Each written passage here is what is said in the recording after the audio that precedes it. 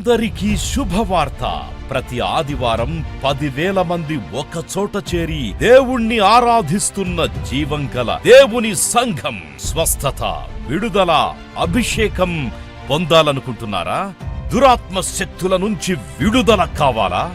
ఆర్థిక ఇబ్బందుల నుంచి విడుదల కావాలా? సంతానలేమితో బాధపడుతున్నారా? కుటుంబ సంక్షేమం కొరకు ప్రత్యేక ప్రార్థనలు కోరుకుంటున్నారా? శాంతి లేక ఆత్మహత్య చేసుకోవాలనుకుంటున్నారా?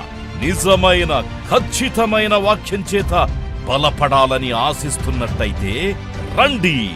క్రైస్ట్ టెంపుల్ మీ కొరకే.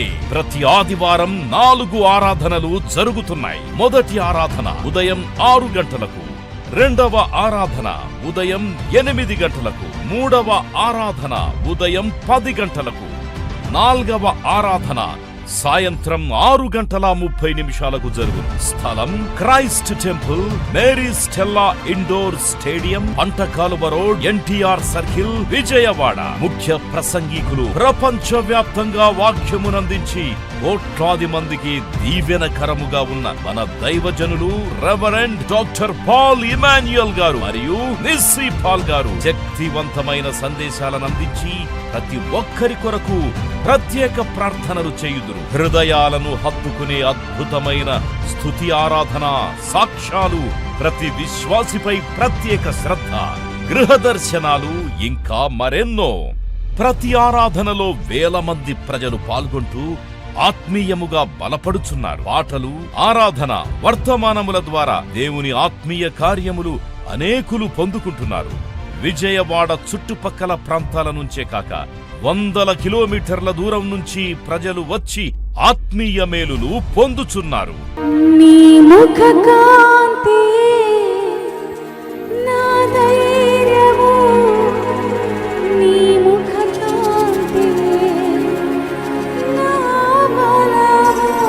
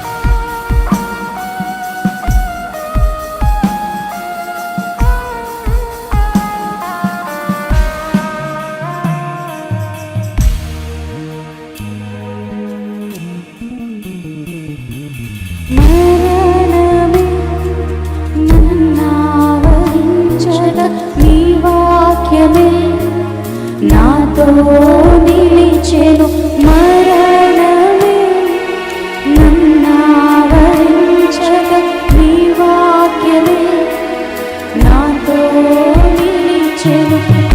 రోయివై నన్ను చూడగా శత్రు ప్రణాళిక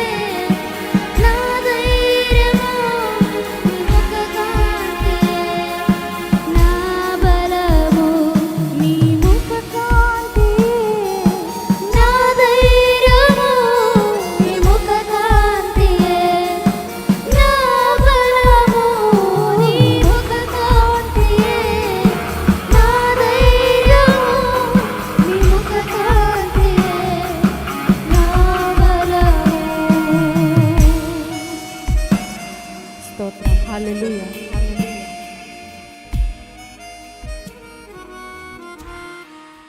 దూర ప్రాంతము నుండి వచ్చు వారికి ప్రేమ విందు కలదు. కుటుంబాలతో రండి.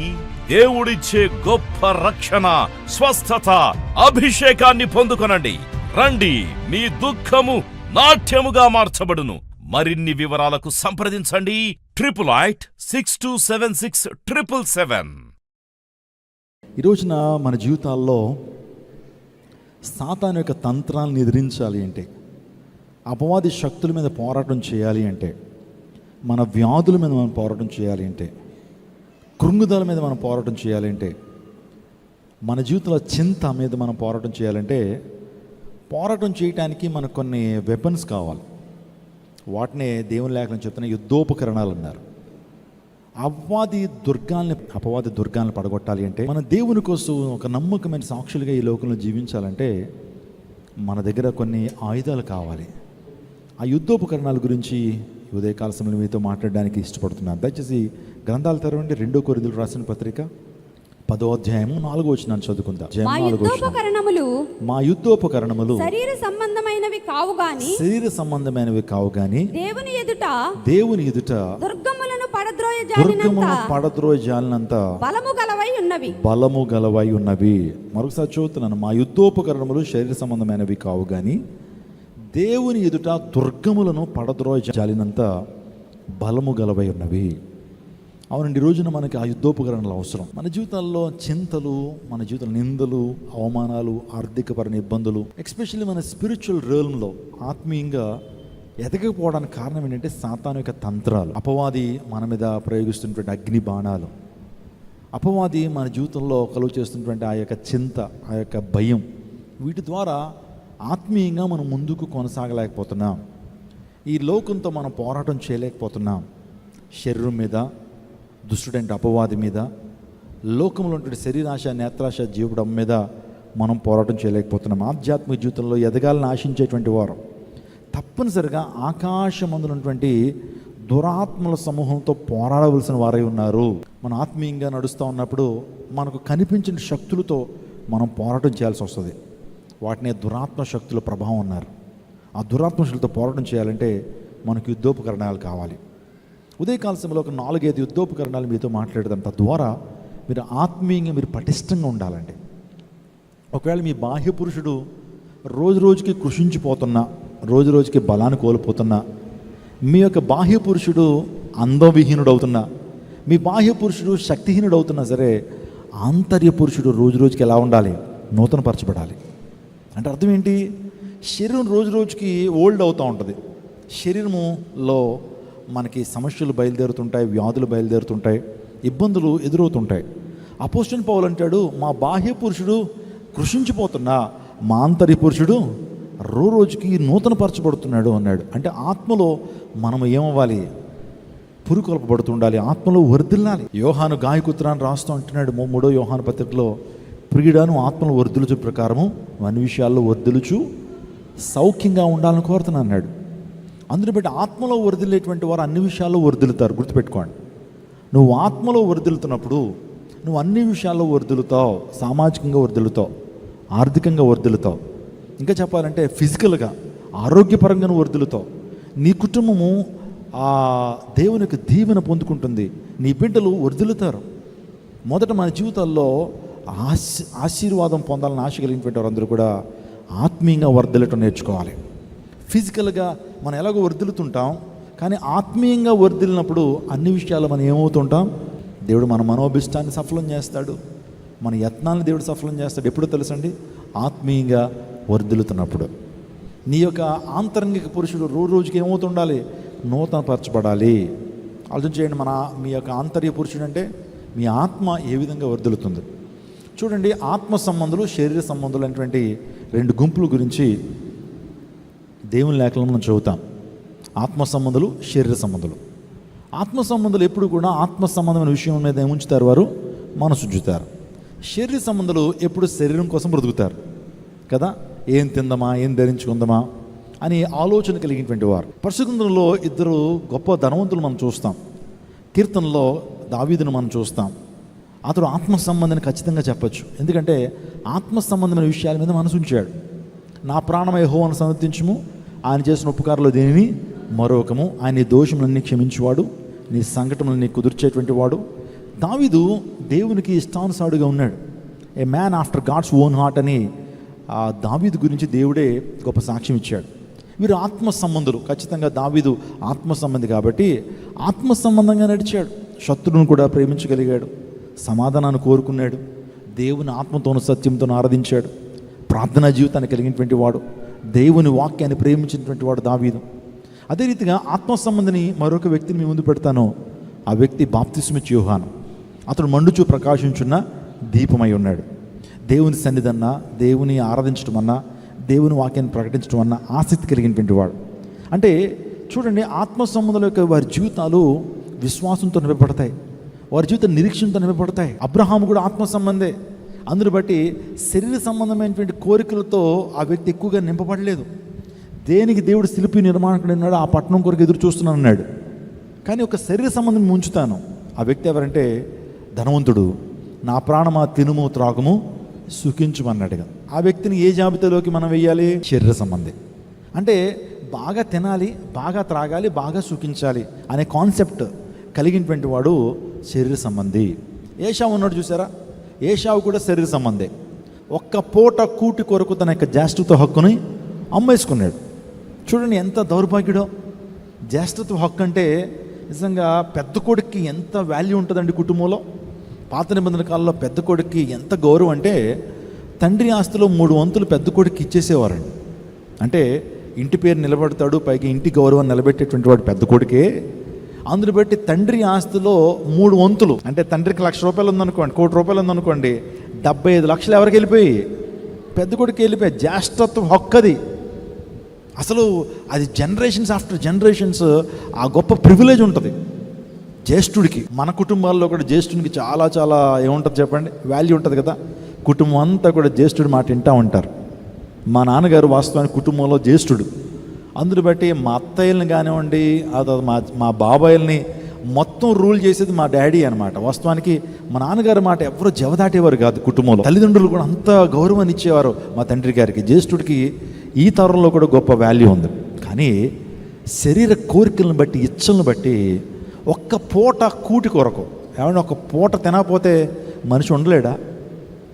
ఒక్క పూట తినకపోతే మనిషి ఉండలేడా? ఆ ఒక్క పూట కూటి కొరకు తన జ్యేష్ఠత్వ హక్కును అమ్మేసుకున్నాడు. ఎర్రెర్రగా ఉన్నటువంటి ఆ చిక్కుడికాయ కూర ఆకలితోనే ఉన్నాడు, మంచిదే, తినాలని ఆశ ఉంది, ఆగలేడా? ఒక్క పూట కూటి కొరకు తన జ్యేష్ఠత్వ హక్కును అమ్మేసుకున్నాడు. భ్రష్టుడు, వ్యభిచారని దేవుని లేఖనం సెలవిస్తూ ఉంది. వీళ్ళు శరీర సంబంధులు. మనం ఎలా బ్రతకాలి అంటే ఆత్మ సంబంధులుగా బ్రతకాలి. శరీరం కొరకే జీవించడం కాదు, ఆత్మను అభివృద్ధిలోకి నడిపించాలి, ఆత్మ వర్ధిల్లాలను కోరుకోవాలి. అప్పుడు దేవుజనాగమా నేను త్వరగా కొన్ని యుద్ధోపకరణాలు మీతో మాట్లాడతాను. యుద్ధోపకరణాలు మీరు ఖచ్చితంగా చేతబోనాలి.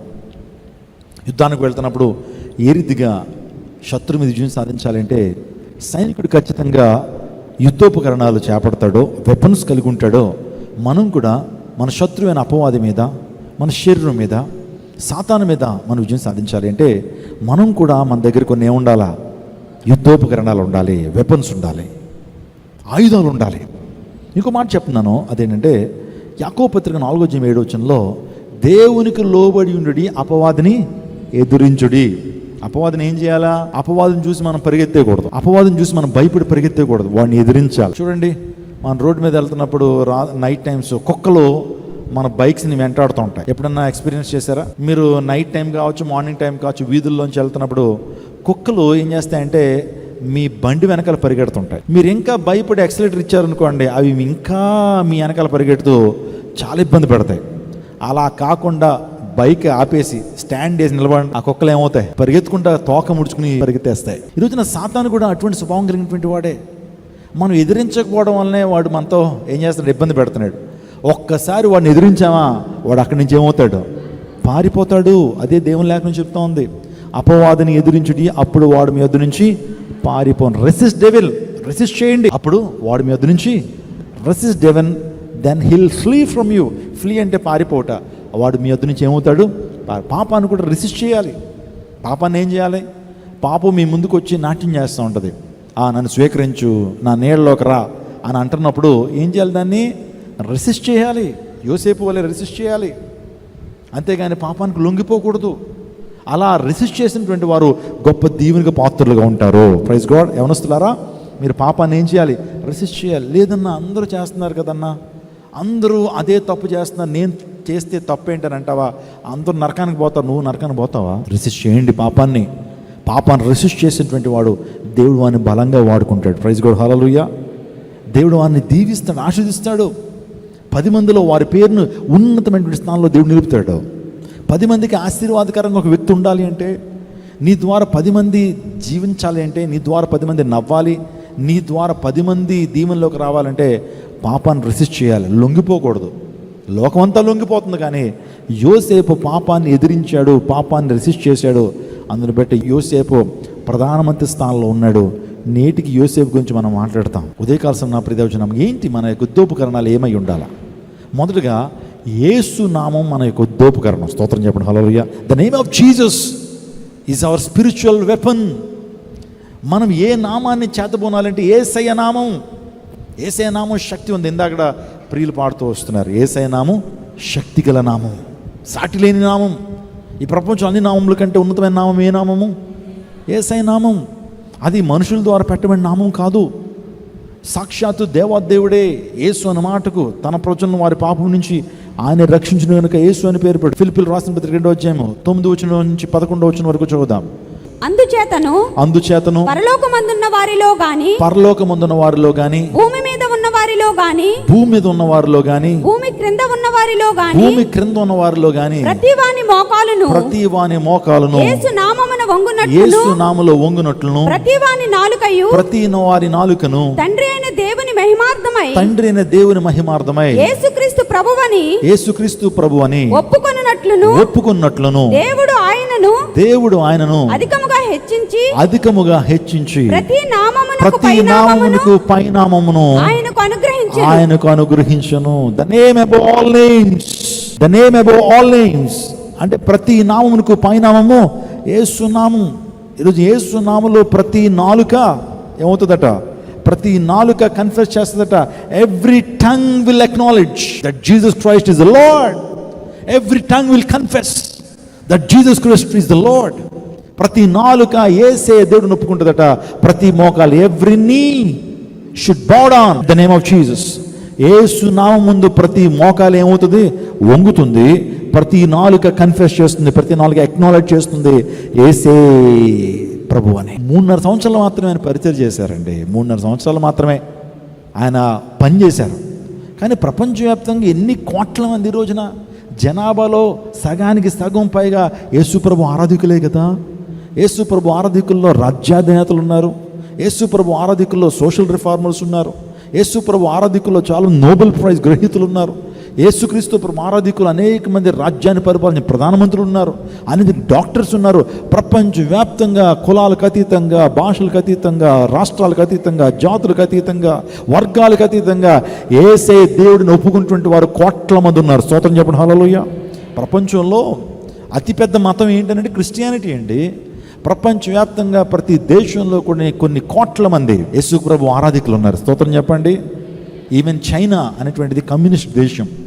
ఆ చైనా దేశంలో క్రైస్తవ్యం ఎంత శరవేగంతో అభివృద్ధి చెందుతుందంటే ప్రతిరోజు కూడా కొన్ని లక్షల మంది యేసుక్రీస్తు ప్రభువును తమ సొంత రక్షకుడిగా అంగీకరిస్తున్నారు. Even in China, even in Japan, African nations ఈరోజు ఆల్మోస్ట్ 80% క్రిస్టియానిటీ ఉంది.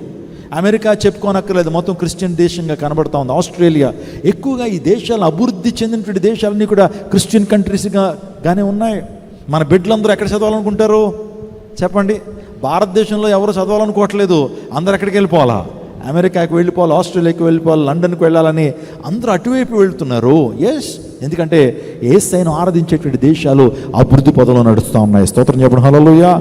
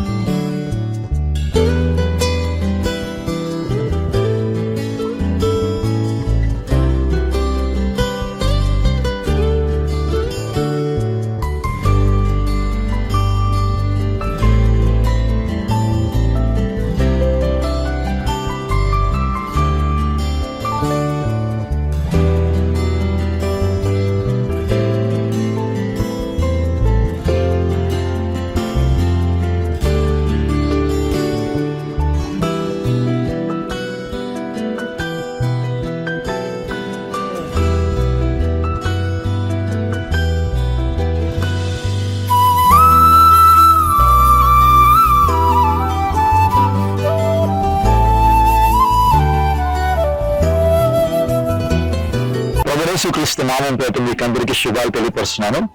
క్రైస్ట్ టెంపుల్ అనే జీవంగల దేవుని సంఘానికి దేవుడు 2 ఎకరాల 16 సెంట్ల భూమిని అనుగ్రహించారు.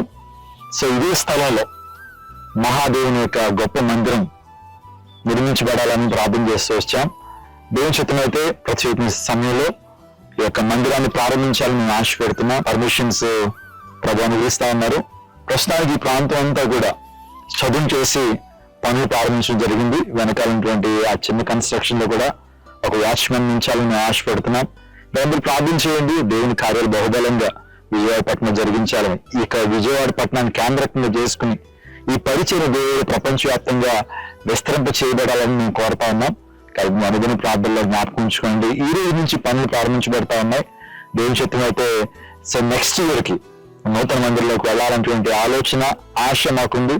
దేవుడు మన ఆశను తీర్చాలని మీ ప్రార్థనలో జ్ఞాపకం చేసుకోవాల్సిందిగా ప్రభు పాటు మనం చేస్తున్నాను. దేవుడు మన విజయవాడిని దీవించును గాక. ఆమేన్. ఆమేన్.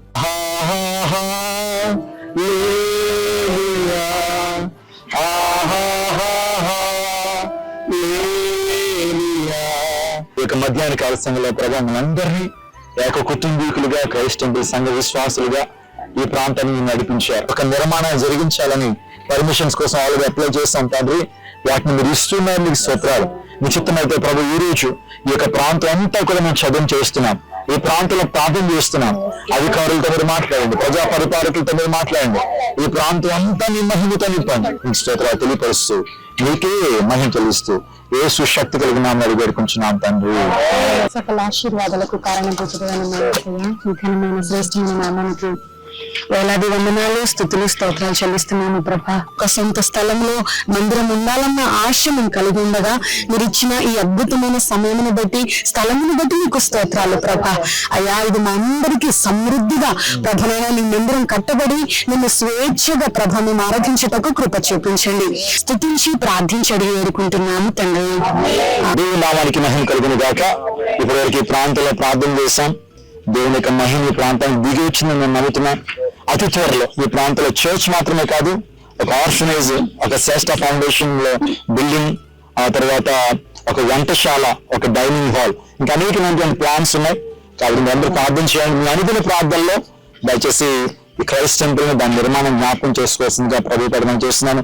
ఒకవేళ నేను ప్రేరేపించినట్లయితే ఈ మందిర నిర్మాణం కొరకు మీ యొక్క విరాళాన్ని ఇవ్వదలిచినటువంటి వారు కింద నెంబర్ కి మీరు కాల్ చేయొచ్చు.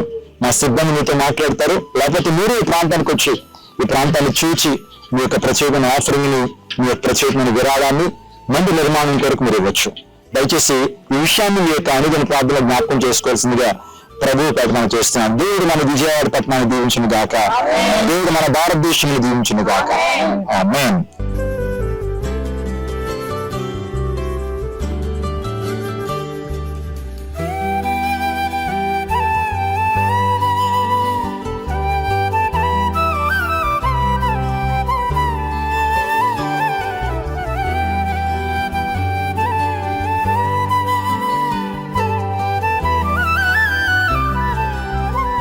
అందరికీ శుభవార్త. ప్రతి ఆదివారం 10,000 మంది ఒక చోట చేరి దేవుణ్ణి ఆరాధిస్తున్న జీవంగల దేవుని సంఘం. స్వస్థత, విడుదల, అభిషేకం పొందాలనుకుంటున్నారా? దురాత్మ శక్తుల నుంచి విడుదల కావాలా? ఆర్థిక ఇబ్బందుల నుంచి విడుదల కావాలా? సంతానలేమితో బాధపడుతున్నారా? కుటుంబ సంక్షేమం కొరకు ప్రత్యేక ప్రార్థనలు కోరుకుంటున్నారా? శాంతి లేక ఆత్మహత్య చేసుకోవాలనుకుంటున్నారా?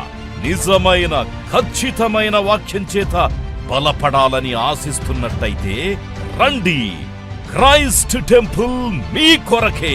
ప్రతి ఆదివారం 4 ఆరాధనలు జరుగుతున్నాయి. మొదటి ఆరాధన ఉదయం 6 గంటలకు, రెండవ ఆరాధన ఉదయం 8 గంటలకు, మూడవ ఆరాధన ఉదయం 10 గంటలకు, నాల్గవ ఆరాధన సాయంత్రం 6:30 జరుగును. స్థలం Christ temple, Mary Stella indoor stadium, Pantakaluva road, NTR circle, Vijayawada. ముఖ్య ప్రసంగికులు ప్రపంచ వ్యాప్తంగా వాక్యమునందించి కోట్లాది మందికి దీవెనకరముగా ఉన్న మన దైవజనులు రెవరెండ్ డాక్టర్ పాల్ ఇమాన్యుయల్ గారు మరియు నిస్సీ పాల్ గారు శక్తివంతమైన సందేశాలను అందించి ప్రతి ఒక్కరి కొరకు ప్రత్యేక ప్రార్థనలు చేయుదురు. హృదయాలను హత్తుకునే అద్భుతమైన స్తుతి ఆరాధన సాక్ష్యాలు, ప్రతి విశ్వాసిపై ప్రత్యేక శ్రద్ధ, గృహ దర్శనాలు, ఇంకా మరెన్నో. ప్రతి ఆరాధనలో వేల మంది ప్రజలు పాల్గొంటూ ఆత్మీయముగా బలపడుచున్నారు. పాటలు, ఆరాధన, వర్తమానముల ద్వారా దేవుని ఆత్మీయ కార్యములు అనేకులు పొందుకుంటున్నారు. విజయవాడ చుట్టుపక్కల ప్రాంతాల నుంచే కాక వందల కిలోమీటర్ల దూరం నుంచి ప్రజలు వచ్చి ఆత్మీయ మేలులు పొందుచున్నారు.